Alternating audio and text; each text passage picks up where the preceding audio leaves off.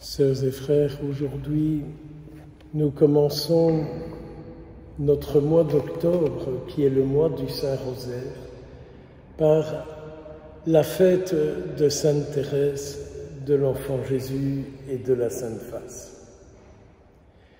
Sainte Thérèse, qui est patronne des missions, copatronne avec Saint François Xavier, qui est aussi docteur de l'Église.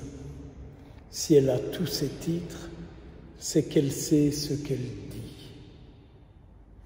C'est qu'elle s'est laissée vraiment éclairer par le Seigneur. Et je ne peux que vous encourager à prier aujourd'hui Sainte Thérèse. Pourquoi? Vous avez entendu dans ces quelques versets du livre de Job, Job qui dit « Mais qu'est-ce que je fais sur la terre? Pourquoi est-ce que je suis venu au monde? Qu'est-ce que je fais là ?» Et au fond, Job, c'est un peu aujourd'hui l'image de ces hommes, ces femmes qui estiment qu'ils ne servent à rien dans le monde d'aujourd'hui. Donc, quelqu'un de dépressif, quelqu'un qui ne trouve pas sa vocation, qui ne trouve pas sa raison d'être sur la terre. C'est vraiment ça, Job. Il dit, comment se fait-il qu'il y ait des gens qui m'ont nourri, deux seins qui m'ont nourri, des genoux qui m'ont pris, pour en arriver là où j'en suis. Si vous écoutez un peu les hommes, les femmes d'aujourd'hui, quand ils ne sont plus dans la vie active, c'est souvent leur discours. Ou même des beaucoup plus jeunes qui tombent dans la drogue, dans les addictions, que ce soit l'alcool ou autre, la pornographie, tout ce que vous voulez, c'est parce qu'ils ne savent pas pourquoi ils sont là. Donc, notre première prière aujourd'hui, c'est de dire à Sainte Thérèse, mais comment pourrais-tu nous aider pour que nous ne tombions pas dans des pareilles situations?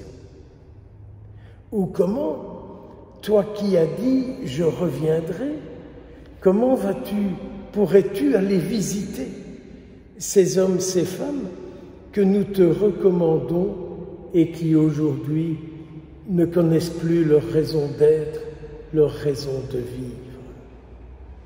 Vous savez, frères et sœurs, si nous sommes ici sur la terre, vous et moi, c'est que le Seigneur attend quelque chose de nous.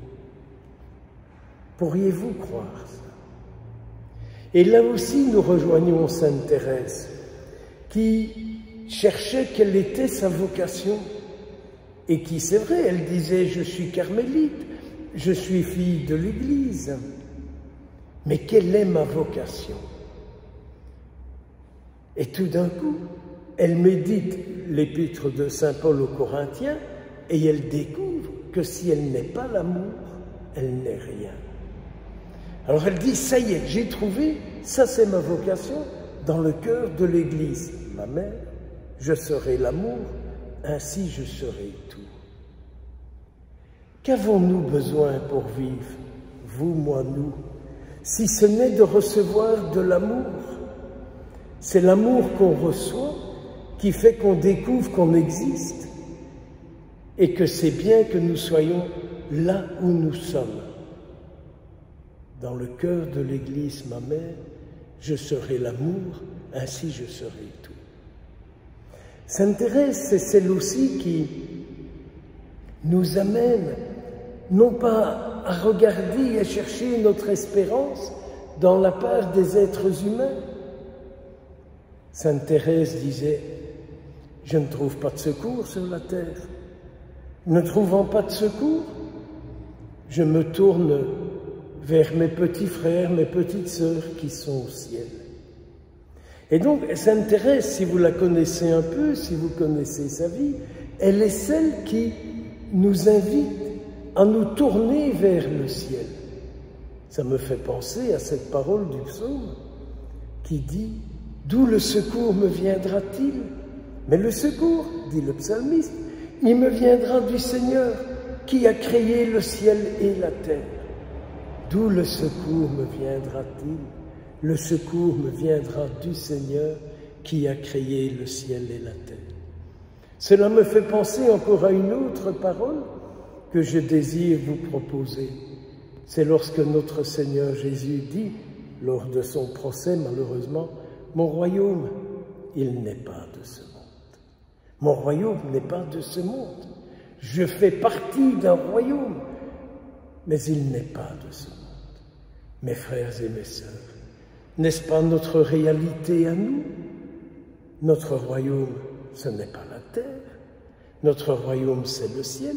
C'est d'où nous venons et c'est où nous retournerons.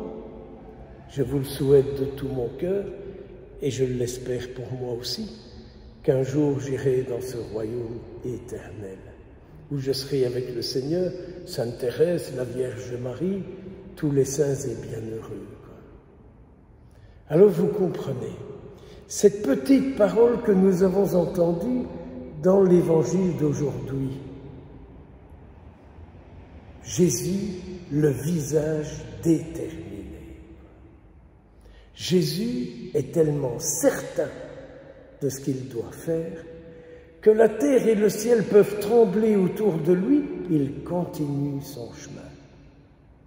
Mes frères, mes sœurs, n'est-ce pas cette force de corps, d'âme, d'esprit que nous avons tous besoin, être déterminés pour rester fixés sur le ciel, être déterminés pour être là, pour savoir accueillir tout ce que le ciel veut nous donner, veut nous confier. Je vous le disais, le mois d'octobre, c'est le mois du Saint-Rosaire, c'est vrai. Ce sera le 7 octobre que cette fête sera célébrée. C'est aussi la fête des anges gardiens, demain, une tellement belle fête, où notre Seigneur dit, mais ils ont un ange devant la face de Dieu qui intercède pour eux. Il y a aussi Thérèse d'Avila, il y a beaucoup de très belles fêtes durant le mois d'octobre. Alors, oui, votre patrie, la mienne, notre royaume, il n'est pas de la terre, mais il vient du ciel. Alors je commence aujourd'hui et je vous confie cette intention de prière, une série d'Eucharistie pour un couple dont lui était médecin, mais malheureusement dont les fils et les petits-enfants ont mené des vies très débridées, très malheureuses, des dérapages dans tous les domaines que je ne peux pas citer, mais qui dans la maladie transgénérationnelle pèse très fort sur tous les descendants. Alors il m'a été demandé une série d'Eucharisties à cette intention-là, et aussi pour une dame relativement jeune qui demande de prier pour tous ses ancêtres défunts dont elle sent le poids sur elle. Allez, courage. Le ciel est avec vous, le ciel est avec nous.